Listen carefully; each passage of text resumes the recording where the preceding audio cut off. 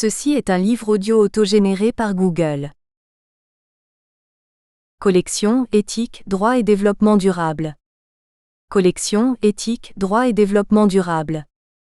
Depuis son entrée sur la scène publique dans les années 80, le développement durable a donné lieu à bien des controverses. Les mondes intellectuels, politiques et professionnels s'en sont emparés comme autant de moyens d'expression, d'engagement ou de résistance. Fortement médiatisé, au seuil de sa popularité, le terme interroge plus que jamais les choix politiques environnementaux, économiques et sociaux de l'ensemble des acteurs et des individus. Car au-delà du slogan mécanique qu'il est devenu, le développement durable constitue un nouveau paradigme des régimes de la connaissance. Il incarne indéniablement l'expression d'un changement, d'une rupture historique, née d'une prise de conscience de plus en plus marquée de la fragilité d'un monde, oikos, auquel nous appartenons et que nous modifions depuis les premiers temps de l'humanité. Dans le prolongement des journées d'études organisées dans le cadre des enseignements du master « Éthique, écologie et développement durable », de la faculté de philosophie, et du master « Droit de l'environnement et de l'urbanisme » de l'Institut de droit de l'environnement de Lyon, Université Jean Moulin Lyon 3, la collection éthique, droit et développement durable, a pour objectif d'ouvrir à un large public les thématiques interdisciplinaires que relève comme un défi le développement durable. En donnant tour à tour la parole aux disciplines des sciences humaines et sociales, philosophie, droit, géographie, sociologie, anthropologie, histoire, économie, et des sciences de la terre, du vivant et de l'ingénieur, écologie, biologie, chimie, physique, hydrologie, etc., il s'agit de reformuler les enjeux, d'éclairer les décisions à partir d'un état des connaissances et de sonder la complexité des réponses apportées en univers controversé. Chaque volume de cette collection portera sur un sujet spécifique appelant, à travers un large éventail de représentations, d'argumentaires et de points de vue, au discernement et au questionnement éthique, juridique et politique de chacun. Il s'agit non seulement de publier les actes de ces journées d'études, augmentées de contributions extérieures, mais également d'accueillir des réflexions issues d'autres instances ou manifestations. Claire Harpet, Philippe Billet, Jean-Philippe Pierron. Dernière parution. Jean-Philippe Pierron, Cyril Harpet, Philippe Billet, Justice et injustice environnementale 2016. Claire Harpet, Philippe Billet, Jean-Philippe Pierron à l'ombre des forêts, Usages, images et imaginaire de la forêt 2014. Préface. Les données scientifiques synthétisées dans le dernier rapport de l'IPBES, la plateforme intergouvernementale scientifique et politique sur la biodiversité et les services écosystémiques, publié en avril 2019, confirme une extinction massive de la diversité biologique de notre planète, en parallèle d'une extinction non moins massive de la diversité culturelle humaine, langues et savoirs écologiques, et de la bioculture, races animales et végétales locales. Les travaux scientifiques s'accumulent pour démontrer que cet effondrement de la biodiversité est associé à une agriculture et à un système d'élevage de plus en plus industrialisé, ultra-consommateur de ressources et d'espace, ultra-dépendant en biocides divers. Une industrialisation rendue nécessaire, du fait de l'accroissement de l'urbanisation et surtout, rendue possible par la globalisation des marchés agroalimentaires. Les conséquences sont une succession de crises sanitaires liées à l'émergence ou à la réémergence de maladies infectieuses à potentiel pandémique associées à l'animal d'élevage, ou sauvage, mais aussi une augmentation des résistances aux antibiotiques et autres biocides, ou encore une explosion des maladies non transmissibles souvent auto-immunes liées à l'occidentalisation des modes de vie et des régimes alimentaires. Le lien entre santé et biodiversité, même si ce dernier mot est assez récent, n'est pas nouveau, au moins pour les scientifiques qui s'intéressent à l'histoire de l'écologie et de la santé environnementale. Thomas Logan, un médecin de la Nouvelle Frontière californienne, écrivait en 1859 « La connaissance de l'étiologie des maladies peut être mieux atteinte en étudiant les infections dans différentes localités en lien avec toutes les conditions et circonstances préjudiciables ou non à la santé des habitants. » Une telle investigation philosophique est particulièrement utile pour le suivi des modifications que les maladies peuvent subir du fait de l'agencement des causes particulières à une localité, et pour élucider les relations des maladies au climat, aux formations géologiques, à la faune, aux végétaux, aux minéraux, à l'eau, et à tout ce qui varie avec la croûte terrestre. Une phrase qui sonne en écho, à 150 ans près, aux déclarations des promoteurs de l'approche One Health. Le géographe anarchiste libertaire Élisée Reclus, formé à l'école d'Alexandre de Humboldt, soulignait dans L'Homme et la Terre, son ouvrage posthume publié en 1908, l'action de l'homme si puissante pour dessécher les marécages et les lacs, pour niveler les obstacles entre les divers pays, pour modifier la répartition des espèces végétales et animales, et par cela même d'une importance décisive dans les transformations que subit l'aspect extérieur de la planète. Elle peut embellir la Terre, mais elle peut l'enlaidir. Suivant l'état social et les mœurs de chaque peuple, elle contribue tantôt à dégrader la nature, tantôt à la transfigurer. Ou encore, quelques années après, l'expertise Science in Africa. A Review of Scientific Research Relating to Tropical and Southern Africa, porté par Worthington en 1938 est encore plus fascinant. Un diagramme systémique qui représente le réseau scientifique colonial de gestion de l'environnement, agriculture, foresterie, pêcherie et santé et de l'ensemble des expertises scientifiques, géologie, pédologie, cartographie, zoologie, botanique, médecine, anthropologie, nécessaires à la mise en valeur des colonies. L'approche One Health n'aurait-elle pas, au fond, des racines coloniales ? Pour enfin aboutir au colloque de l'UNESCO en 1968, dont une des recommandations concernant les recherches en écologie humaine dispose que des recherches continues et intensifiées soient entreprises sur l'écologie des maladies humaines, en particulier celles associées aux changements environnementaux et aux maladies zoonotiques résultant des interactions entre l'homme et l'animal. Plus de 50 ans après, ces demandes semblent toujours être d'actualité. Disons tout de suite que les auteurs et autrices du présent ouvrage ne s'arrêtent pas à retracer l'histoire et la maturation d'un domaine de recherche sur la biodiversité et la santé, même si les jalons principaux y sont clairement exposés.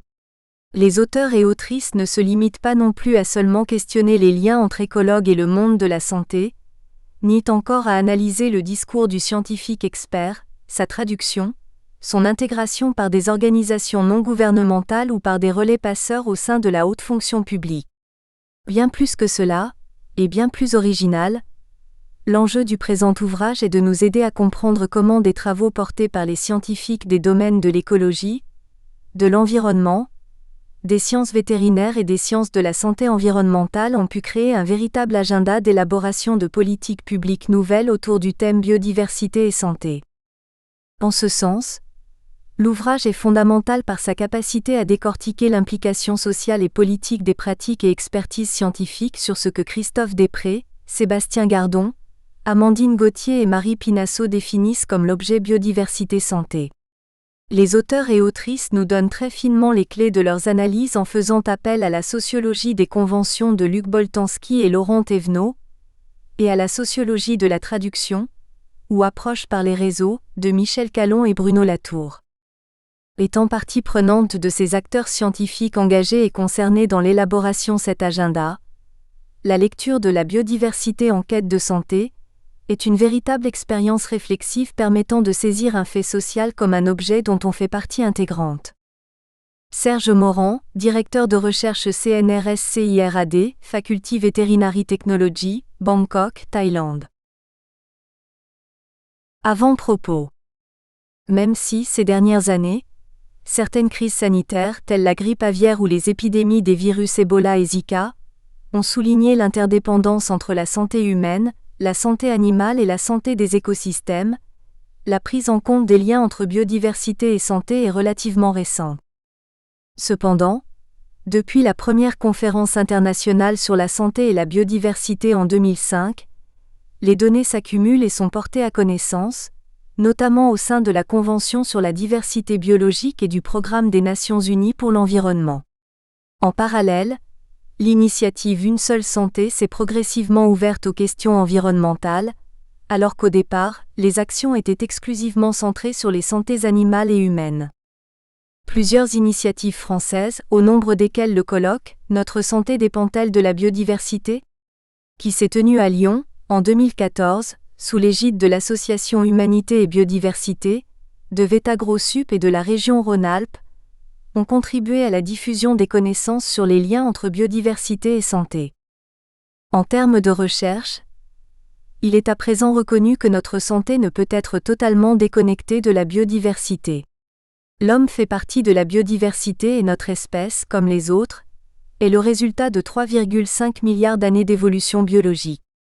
Objectiver ces liens reste néanmoins complexe en raison des interactions multiples entre les composants des écosystèmes et des réponses parfois mal connues de la biodiversité face aux pressions qu'elle subit. L'abondance et la diversité des hôtes, la migration, la persistance environnementale ou encore les interactions au sein des communautés d'agents infectieux sont autant de facteurs déterminants pour l'émergence d'agents à transmission directe et vectorielle. L'étude des facteurs écologiques affectant la transmission des agents infectieux dans la faune sauvage est nécessaire à la compréhension des mécanismes de franchissement de la barrière d'espèces et d'émergence dans les populations humaines. Qu'apporte la biodiversité à la santé humaine ? Les concepts de service écosystémique, ou de contribution de la nature aux populations humaines, développés depuis les années 1970 mettent en évidence, avec une vision très anthropocentrée, que l'homme ne peut pas vivre sans la biodiversité. Elle fournit la nourriture, une partie des combustibles, le bois, la tourbe, des matériaux, la laine, le coton, le bois, ou des médicaments indispensables à notre vie bonne santé. La biodiversité contribue aussi au service de régulation du climat en participant au grand cycle géochimique, à la limitation des inondations en constituant des barrières naturelles ou des zones de rétention, à la production alimentaire par la pollinisation et la régulation des ravageurs ou des pathogènes et à la protection de la santé, par la présence d'une grande diversité d'espèces qui participent au phénomène de dilution des organismes pathogènes, à leur prédation, ou à leur élimination par effet cul-de-sac, absence de transmission à un hôte sensible. Enfin, la biodiversité est source d'aménités environnementales, esthétisme, spiritualité, récréation, éducation, inspiration. Tous ces services ou contributions apportées par les écosystèmes fonctionnels sont indispensables à la survie de notre système économique, voire, comme le démontrent plusieurs modèles, à la survie de notre espèce à plus ou moins court terme. Les chercheurs nous apprennent qu'à côté du fameux concept de sélection naturelle, il y a également un autre facteur essentiel à la survie des espèces et à l'organisation des écosystèmes dont l'homme fait partie, la collaboration. C'est ainsi que les champignons mycorhiziens collaborent avec les plantes pour échanger des nutriments contre des sucres, que les bactéries de notre intestin et de notre peau nous permettent de digérer et nous protègent contre les agressions extérieures, qu'un accès à des espaces verts semi-naturels ou urbains est aussi indispensable à notre bien-être physique et mental. Les notions de microbiome, d'holobiome et d'exposome ont émergé et contribué à concevoir des approches holistiques des relations entre l'homme et son environnement. Quelles sont les conséquences sur la santé d'une perte de biodiversité ? Les changements globaux et la modification des écosystèmes favorisent, au même titre que la mondialisation des échanges et l'industrialisation du système agroalimentaire, l'accroissement du nombre d'épidémies et leur globalisation rapide à partir des foyers primaires, souvent du sud vers le nord. Parmi les 250 maladies infectieuses émergentes humaines connues, beaucoup ont leur origine dans les forêts tropicales humides et plus particulièrement, dans les systèmes aquatiques d'eau douce qui servent d'interface entre les sédiments ou substrats riches en microbes et les habitats terrestres. En Europe, la biodiversité naturelle est plus faible que sous les tropiques. Il est à craindre que les agents zoonotiques qui y migreront se concentrent alors sur les espèces les plus communes et les plus abondantes, les humains, ainsi que leurs animaux domestiques et leurs plantes cultivées. La transformation des milieux par l'agriculture et l'urbanisation se traduit souvent par une réduction de la capacité des systèmes naturels à amortir la propagation des maladies. La destruction et la fragmentation des habitats ont un effet aggravant sur l'incidence et la distribution géographique des agents infectieux, en raison notamment de la réduction de la diversité génétique des hôtes potentiels. La réponse politique est-elle suffisante ? En France, le rapport de Patrick Lavarde, Éric Fouquet et Philippe Mahler d'avril 2013 intitulé « Les liens entre santé et biodiversité » a posé les premières pierres d'une inflexion de l'action publique sur le sujet. À l'époque en effet, la biodiversité était principalement considérée comme source de nuisances pour la santé humaine et ce prérequis a orienté, et continue d'orienter, l'esprit des réglementations sanitaires. Historiquement, La domestication animale a entraîné le transfert d'agents infectieux entre les animaux sauvages et l'homme. La majorité des maladies infectieuses a une origine zoonotique, et près des 3/4 des maladies émergentes proviennent d'animaux sauvages. La gestion rapide de ces épidémies reste donc un enjeu majeur de santé publique, d'autant que dans un contexte de changement climatique, il est probable que des maladies tropicales qui migreront vers l'Europe finissent par s'y installer durablement. Néanmoins, il apparaît aujourd'hui que ces émergences sont aussi dues à la dégradation des écosystèmes, et que réduire la lutte contre les pathogènes ou leurs vecteurs aux seules mesures d'éradication est voué à l'échec, voire peut avoir des effets secondaires délétères. À ce titre, l'exemple de la gestion de la crise de brucellose dans le massif du Bargy est emblématique. L'élimination des bouquetins de plus de 5 ans dans le cadre du plan de lutte contre la brucellose a eu des effets contraires à ceux escomptés en favorisant la diffusion de la maladie dans des troupeaux que l'abattage avait désorganisés socialement.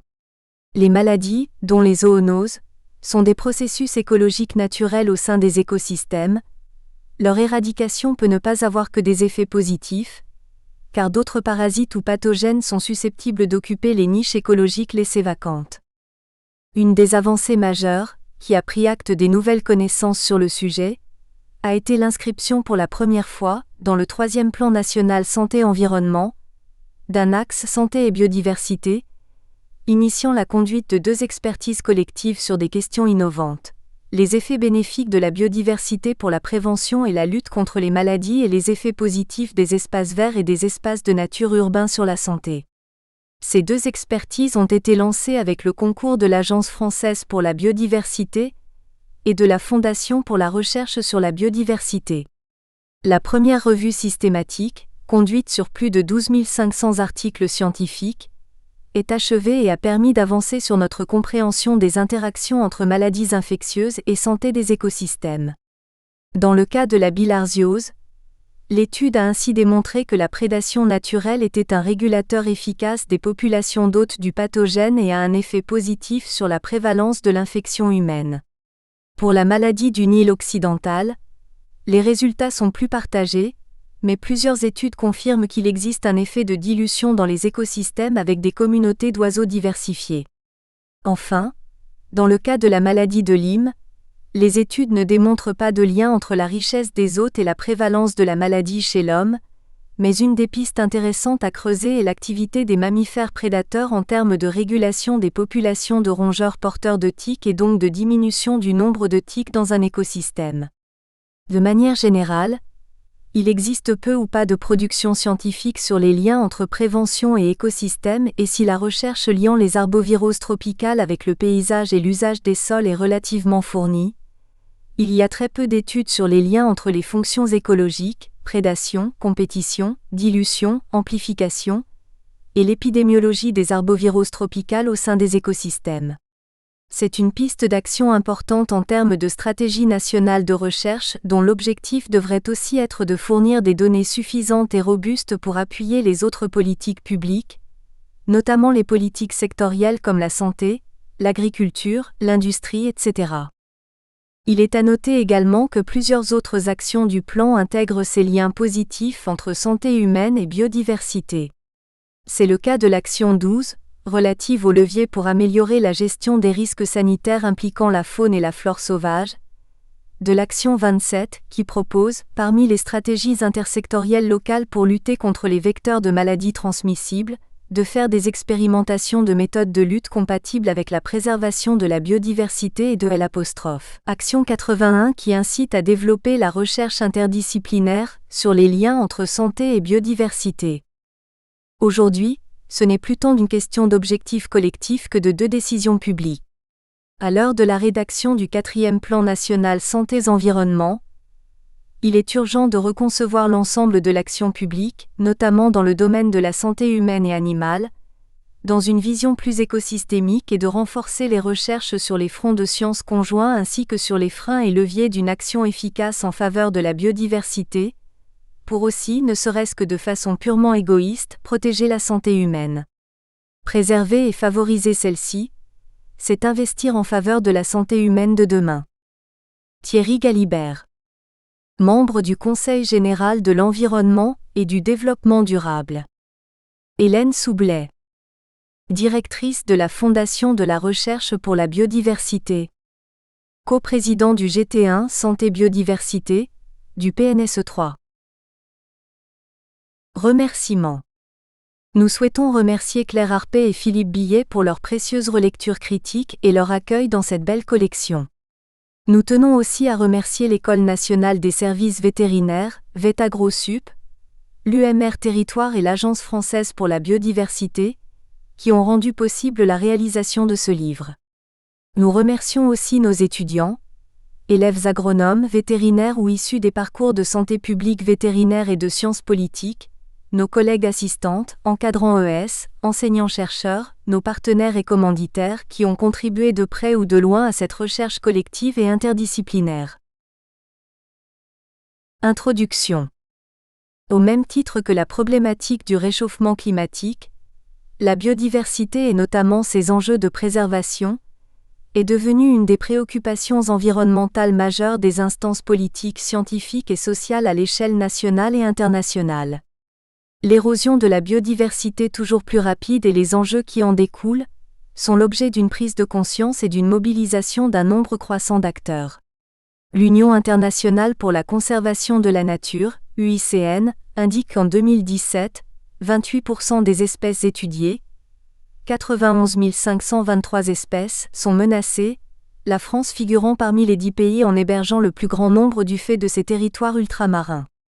Parmi ces espèces, 41% des amphibiens, 13% des oiseaux et 25% des mammifères sont menacés d'extinction au niveau mondial.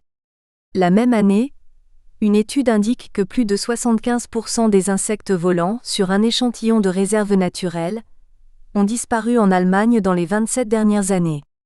Certains entomologistes parlent du syndrome du pare-brise.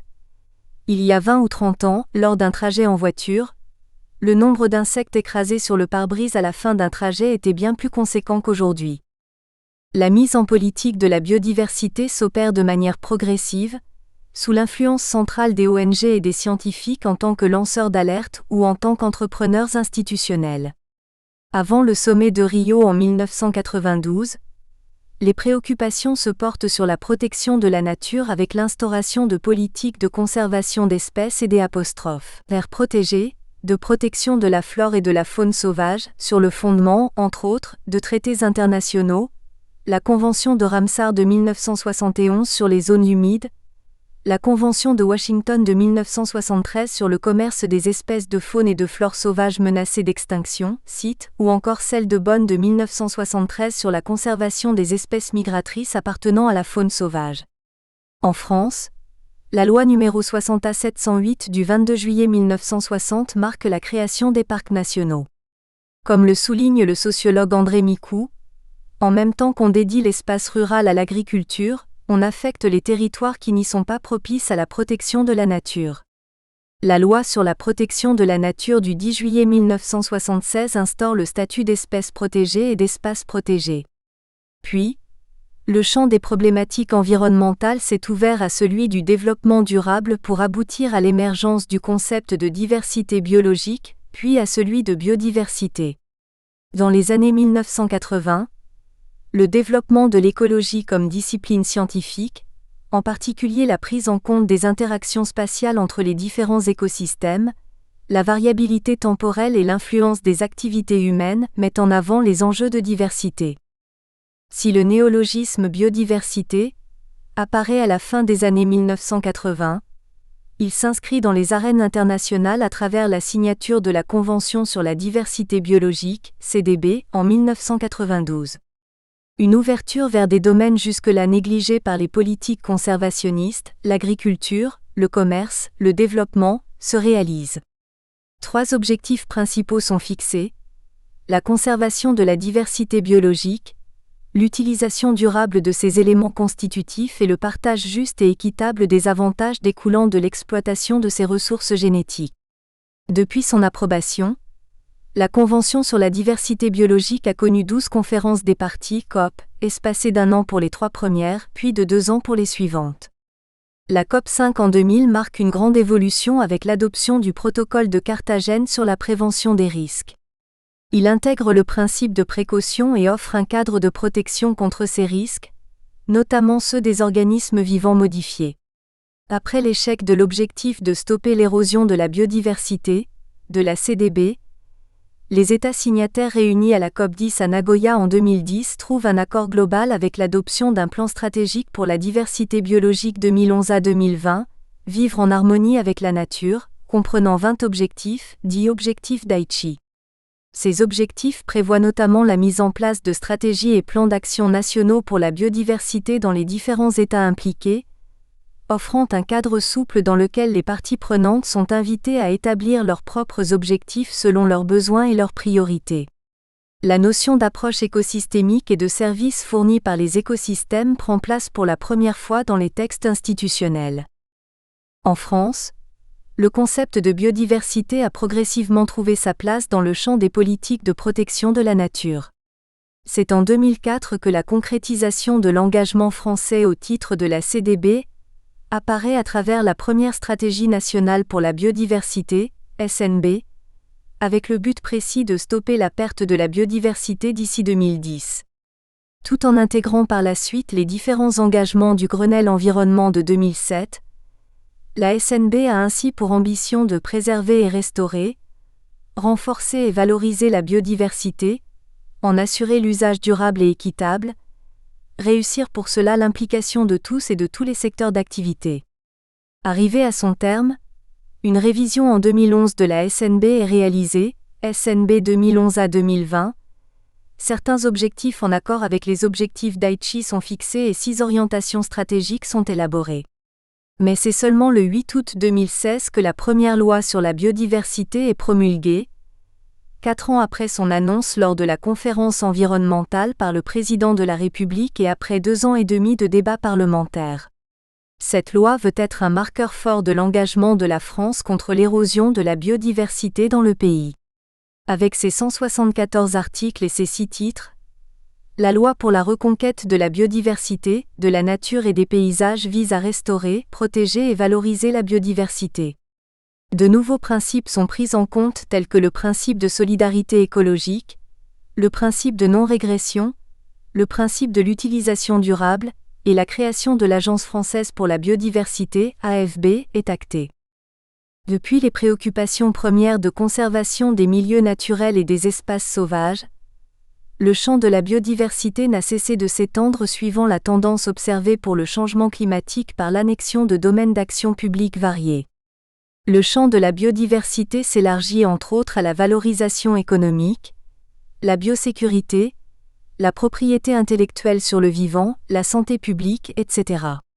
La notion de service écosystémique apparaît à la fin des années 1980, mais prend véritablement de l'ampleur en 2005, après la publication du rapport international sur l'évaluation des écosystèmes pour le millénaire, Millennium Ecosystem Assessment, MEA. En France est mise en place une expertise collective, pilotée par l'INRA sur le thème agriculture-biodiversité, dans la stratégie nationale pour la biodiversité SNB, et dans un travail d'évaluation de la biodiversité et des services liés aux écosystèmes, animé par Bernard Chevassieux-Louis au Centre d'analyse stratégique, K. Les services écosystémiques sont définis par le MEA comme des biens et services que les hommes peuvent tirer des écosystèmes, directement ou indirectement, pour assurer leur bien-être. Les services écosystémiques ont ainsi été classés en 4 catégories. Services d'appui ou de support, services d'approvisionnement, services de régulation et services culturels. Catégorie des services écosystémiques. Supplantant une approche essentiellement économique, des liens entre la biodiversité et la santé sont progressivement tissés et mis en avant. L'impact des atteintes de la biodiversité sur la santé est reconnu, même si de nombreuses questions scientifiques de ce champ restent ouvertes. Les études scientifiques sont encouragées, comme l'illustre la création en 2012 de la plateforme intergouvernementale scientifique et politique sur la biodiversité et les services écosystémiques. Nous espérons que vous avez apprécié cet aperçu. Pour continuer à écouter ce livre audio sur Google Play Livres, utilisez le lien dans la description de la vidéo.